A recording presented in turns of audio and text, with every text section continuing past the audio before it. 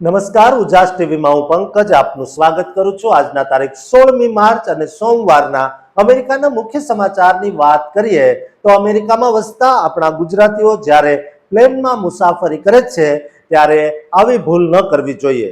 એક યુવતીએ ટિકટોકમાં જે વિડીયો મૂક્યો છે તેના કારણે ભારતીયો પર સવાલો ઊભા કરવામાં આવ્યા છે।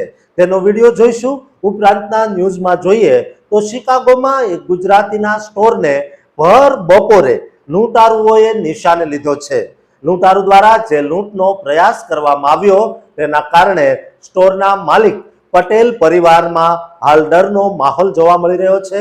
આ સિવાયના સમાચારમાં જોઈએ તો અમેરિકા કે વિશ્વના કોઈ પણ ખૂણે હવાઈ મુસાફરી કરેલા લોકોએ હવેથી પોતાની સાથે એવી કોઈ વસ્તુ ન લાવવી જે તેમને સીધા જ જેલમાં મોકલી શકે, કારણ કે એરપોર્ટના નિયમોમાં થોડા સમય પહેલા જ જે બદલાવ આવ્યા છે તે દરેક વ્યક્તિ જે હવાઈ મુસાફરી કરે છે તેમણે જાણી લેવા જોઈએ, જેની વિસ્તારથી વાત કરીશું। તો ચાલો તમામ સમાચાર જોઈએ વિસ્તારથી।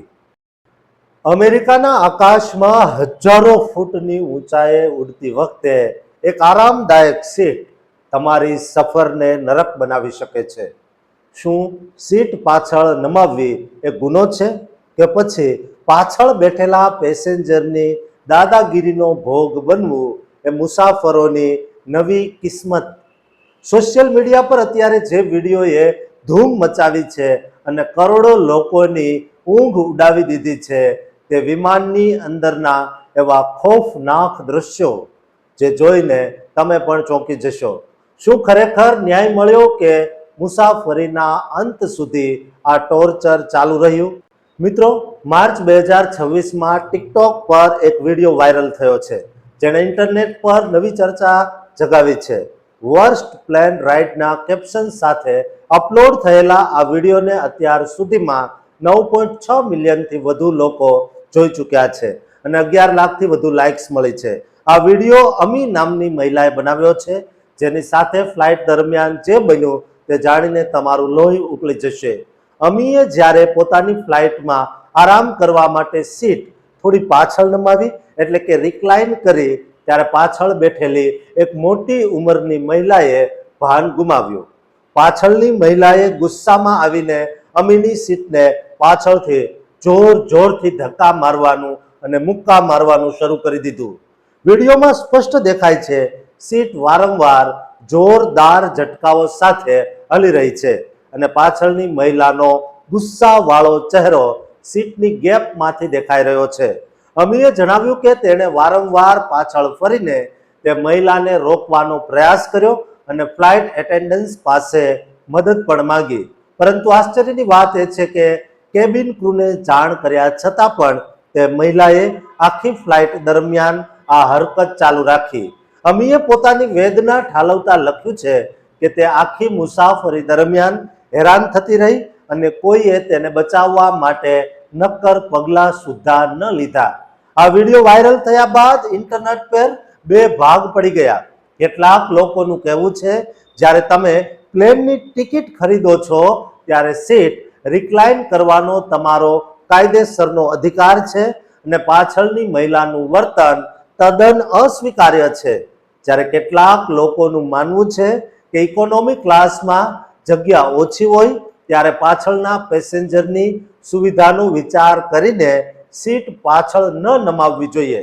જોકે એવિએશન એક્સપર્ટ્સ અને પાયલોટ્સે સ્પષ્ટ કર્યું છે જો કોઈ પેસેન્જર તમારી સીટને નુકસાન પહોંચાડે અથવા તમારી સાથે ગેરવર્તણૂક કરે તો તેને ફ્લાઇટમાંથી ઉતારી શકાય અને કેબિન ક્રૂએ આવી પરિસ્થિતિમાં હસ્તક્ષેપ કરવો જ જોઈએ।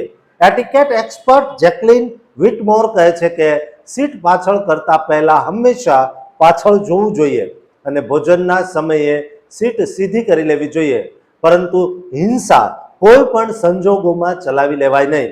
અત્યારે આ વિડીયો ફોક્સ ન્યૂઝ અને યાહૂ ટ્રાવેલ જેવા મોટા પ્લેટફોર્મ પર પણ ચર્ચામાં છે, કારણ કે તેમાં એરલાઇનનું નામ જાહેર કરવામાં આવ્યું નથી, પણ મુસાફરોની સુરક્ષા પર મોટા સવાલો ઊભા કર્યા છે। આ ઘટનાએ દરેક પ્રવાસી માટે શીખ છે કે હવામાં પણ શિષ્ટાચાર જાળવવો કેટલો જરૂરી છે। જેથી મારી તમામ ગુજરાતીઓને વિનંતી છે કે જ્યારે પણ મુસાફરી કરો ત્યારે હંમેશા સાવધાની રાખવી જોઈએ, નહીતર એ જ પ્લેનમાંથી નીચે ઉતરવાનું પણ આવી શકે છે. તેથી હવામાં મુસાફરી કરતા દરેક ગુજરાતી સુધી આ વિડીયો શેર કરજો અને આ ચેનલને સબસ્ક્રાઇબ કરવાનું ચૂકતા નહીં. અમેરિકામાં વસતા ગુજરાતી વેપારીઓ માટે હવે પોતાના જ સ્ટોરમાં સુરક્ષિત રહેવું એ એક મોટો પડકાર બની રહ્યું છે. કલ્પના કરો કે ભર બપોરે તમારે તમારું કામ હોય અને તમે તેમાં વ્યસ્ત હો અને અચાનક કાળમુખા હથિયારો સાથે લૂંટારુઓ તમારી નજર સામે આવી જાય. શું એ પળે તમારો જીવ બચાવવો એ જ એકમાત્ર રસ્તો રહી જાય છે? શિકાગોની એ ભયાનક લૂંટની કોશિશ પાછળનું સત્ય શું અને કેમ ટ્રમ્પના શાસનમાં ફરી એકવાર ગુજરાતી સ્ટોર ધારકોમાં ફફડાટ વ્યાપી ગયો છે, તે જાણવા માટે આ ભાવનાત્મક રિપોર્ટને અંત સુધી જોતા રહેજો. કારણ કે આ ઘટનાએ ફરી એકવાર વોટ્સએપ ગ્રુપમાં સુરક્ષાની ચર્ચાઓ તેજ કરી દીધી છે. મિત્રો, અમેરિકાના શિકાગો શહેરમાંથી 15 માર્ચ 2026ના રોજ એક ચોંકાવનારા સમાચાર સામે આવ્યા, જેણે ત્યાં વસતા અને સ્ટોર ચલાવતા ગુજરાતી પટેલ પરિવારમાં ભારે ચિંતા જગાવી છે. ઘટના મુજબ શિકાગોમાં એક ગુજરાતી વેપારીના સ્ટોરને નિશાન બનાવીને હથિયારબંધ લૂંટારાઓ ઘૂસી આવ્યા. ટ્રમ્પ સરકારના કડક શાસન અને કાયદાની વાતો વચ્ચે પણ લૂંટારુઓ આટલા બેખોફ બન્યા છે કે તેમણે ભર બપોરે હથિયારો સાથે આ ગુજરાતી સ્ટોરમાં ધાક ધમકી આપી લૂંટ ચલાવવાનો પ્રયાસ કર્યો. જોકે આ આખી ઘટનામાં સૌથી મોટી રાહતની વાત એ રહી છે કે કોઈ પણ પ્રકારની જાનહાનિ થઈ નથી અને સ્ટોર માલિક તથા કર્મચારીઓ સુરક્ષિત છે. જ્યારે આ લૂંટનો પ્રયાસ થયો ત્યારે આસપાસના વિસ્તારમાં ભારે અફડાતફડી મચી ગઈ. પોલીસે ત્વરિત કાર્યવાહી કરતા 2 શંકાસ્પદ લૂંટારુઓની અટકાયત પણ કરી લીધી છે. આ સમાચાર વાયુવેગે ફેલાતા જ અમેરિકામાં વસતા ગુજરાતીઓના વોટ્સએપ ગ્રુપમાં ફરી એકવાર મેસેજોનો મારો શરૂ થયો છે અને સ્ટોર ધારકો હવે શું કરવું જોઈએ અને પોતાની સુરક્ષા કેવી રીતે વધારવી તેની ગંભીર ચર્ચાઓ કરી રહ્યા છે. શિકાગો પોલીસ ડિપાર્ટમેન્ટના રિપોર્ટ અને સ્થાનિક મીડિયા સ્ત્રોતોની તપાસ કરતા જાણવા મળ્યું છે કે માર્ચ મહિનાના આ સમયગાળામાં શિકાગોમાં ગુનાખોરીના અનેક કિસ્સાઓ બન્યા છે, પણ ગુજરાતી સ્ટોર પરની આ હિંમતભરી કોશિશે સૌને વિચારતા કરી દીધા છે. જોકે કેટલાક ન્યૂઝ આઉટલેટ્સમાં હજુ સુધી આની સત્તાવાર મોટી હેડલાઇન્સ જોવા મળી નથી. છતાં સ્થાનિક સમાજમાં આ વાતની ભારે ચર્ચા છે. ઘણીવાર આવી નાની લૂંટની ઘટનાઓ મીડિયા પર પહોંચતી હોય છે અથવા તો તે સ્થાનિક સ્તરે જ દબાઈ જતી હોય છે, પણ સોશિયલ મીડિયા પર આ ઘટના અત્યારે હોટ ટોપિક બની ગઈ છે. શિકાગોના ઓલ્ડ ટાઉન કે મેગ માઇલ જેવા વિસ્તારોમાં અગાઉ પણ ચોરીના કિસ્સાઓ નોંધાયા છે, પણ ખાસ કરીને ગુજરાતી પટેલ વેપારીઓને નિશાન બનાવવાની આ વૃત્તિથી હવે વેપારી આલમમાં ગુસ્સો પણ જોવા મળી રહ્યો છે. ટ્રમ્પ વહીવટીતંત્ર જ્યારે સુરક્ષાના મોટા દાવા કરી રહ્યું છે, ત્યારે ગુજરાતીઓ હવે સીસીટીવી કેમેરા અને એલાર્મ સિસ્ટમ વધુ મજબૂત બનાવે તેવી ચર્ચાઓ કરી રહ્યા છે, જેથી ભવિષ્યમાં આવા હુમલાઓથી બચી શકાય.